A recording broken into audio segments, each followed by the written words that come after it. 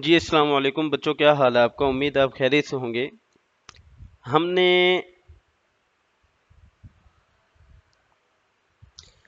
نے نبوت اور رسالت کے تفصیلی پڑھائی کر لی تھی اچھے سے۔ اب ہم آج اس کا مشقی کام اور مختصر سوالات کریں گے۔ تو سب سے پہلے نبی کون ہے؟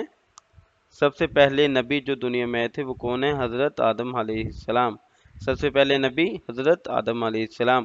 دوسرا، نبی کریم صلی اللہ علیہ وسلم کے بعد کوئی نبی یا رسول نہیں آئے گا۔ اس عقیدے کو کیا بولتے ہیں؟ عقیدہ ختم نبوت، کہ نبی کریم صلی اللہ علیہ وسلم کے بعد اب کوئی نبی یا رسول نہیں آئے گا، اس کو کیا بولتے ہیں؟ عقیدہ ختم نبوت۔ اب رسالت کا معنی کیا ہے؟ رسالت کا معنی ہے رسول، پیغام پہنچانا۔ رسالت کا معنی ہے پیغام پہنچانا۔ آگے، انبیاء علیہ السلام بھیجے گئے اہل عرب کی طرف، کچھ قوموں کی طرف، اہل عراق کی طرف، ہر قوم کی طرف۔ تو نبی کریم صلی اللہ انبیاء علیہ السلام کہاں بھیجے گئے؟ ہر قوم کی طرف بھیجے گئے۔ آگے،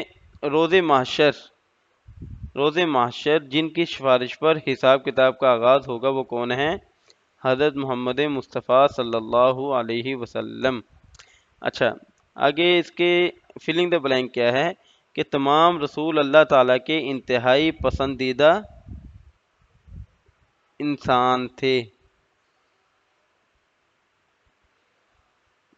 انتہائی پسندیدہ انسان تھے۔ رسالت سے مراد پیغام پہنچانا،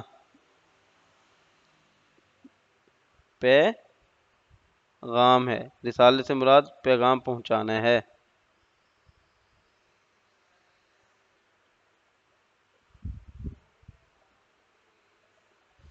آگے، رسول اس ہستی کو کہا جاتا ہے جسے اللہ تعالیٰ نے اپنی احکام کی تبلیغ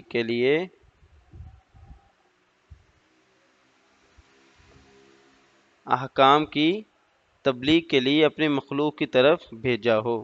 ٹھیک ہے، آگے، آپ خاتم النبیین صلی اللہ علیہ وسلم نے ڈیش کے موقع پر تمام انبیاء علیہ السلام کی امامت فرمائی۔ کب فرمائی تھی؟ معراج کے موقع پر تمام انبیاء علیہ السلام کی کیا فرمائی تھی؟ امامت فرمائی تھی۔ خاتم النبیین سے مراد ہے آخری نبی۔ خاتم النبیین سے مراد آخری نبی ہے۔ خاتم النبیین سے مراد آخری نبی۔ ٹھیک ہے، یہ آپ کی ایم سی کیوز بھی ہو گئے اور فلنگ دا بلینک بھی ہو گئے۔ اب آپ کے مختصر سوالات کی طرف آتے ہیں۔ تو سب سے پہلا ہے رسالت سے کیا مراد ہے؟ رسالت سے کیا مراد ہے؟ تو اس کا آنسر ہے، یہ دیکھیں، رسالت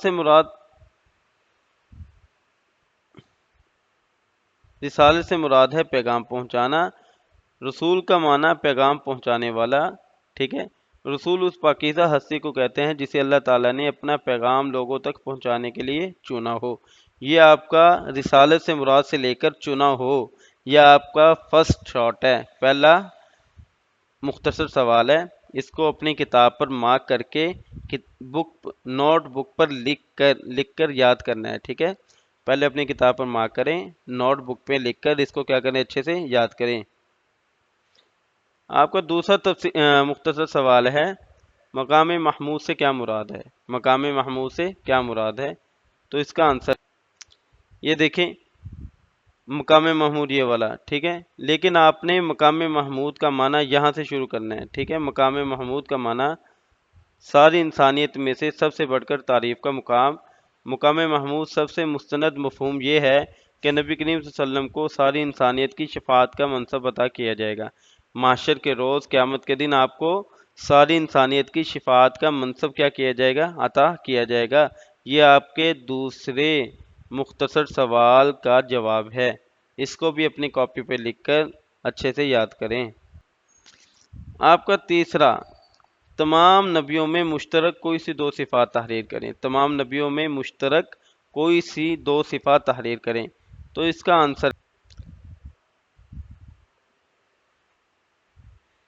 آنسر دیکھیے گا کہ تمام انبیاء علیہ السلام اللہ تعالیٰ کے نیک اور چنے ہوئے بندے ہوتے ہیں اور گناہوں سے پاک تھے۔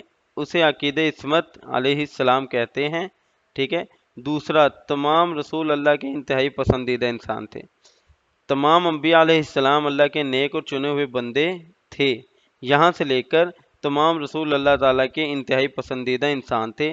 بہت شارٹ ہے اور آسان ہے، اس کو بھی اپنی کتاب پہ مارک کر کے نوٹ بک پہ لکھ کر اس کو اچھے سے کیا کرنا ہے، آپ نے یاد کرنا ہے۔ آپ کا ہے چوتھا شارٹ۔ چوتھا شارٹ کیا ہے؟ حوض کوثر سے کیا مراد ہے؟ چوتھا شارٹ، حوض کوثر سے کیا مراد ہے؟ ٹھیک ہے، تو اس کا آنسر ہے، یہ دیکھیں حوض کوثر۔ حوض کوثر قیامت کے دن شدید ترین گرمی میں اللہ تعالیٰ نبی کریم صلی اللہ علیہ وسلم کو حوض کوثر عطا فرمائیں گے۔ آپ خاتم النبیین اس حوض سے جس کو چاہیں گے پانی پلائیں گے۔ یہ بھی اپنی نوٹ بک پہ لکھ کر اور کتاب پہ مارک کر کے نوٹ بک پہ لکھ کے اس کو کیا کرنا ہے، اچھے سے یاد۔ آگے آپ کا لاسٹ مختصر سوال، ختم نبوت کے بارے میں قرآنی آیت کا ترجمہ۔ ختم نبوت کے بارے میں قرآنی آیت کا ترجمہ، یہ آپ نے پیچھے 4 میں 5 میں پڑھتے آ رہے ہیں، آپ کو اچھے سے یاد ہوگا، اچھے سے یاد ہوگا کہ ما کان محمد ابا، اللہ تعالیٰ فرماتے ہیں ما کان محمد ابا احد من رجالکم ولکن رسول اللہ و خاتم النبیین، نہیں ہے محمد صلی اللہ علیہ وسلم تمہارے مردوں میں سے کسی کے باپ، لیکن وہ اللہ کے رسول اور خاتم النبیین ہیں، ٹھیک ہے۔ یہ آپ کے 5ویں شارٹ کا آنسر ہے۔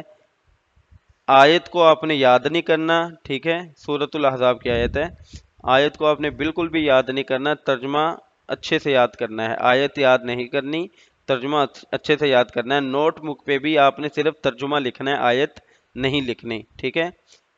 تمام 5 مختصر سوالات اس کو اپنی نوٹ بک پہ لکھ کے اچھے سے کیا کرنا ہے، یاد کرنا ہے۔ جزاک اللہ تعالی۔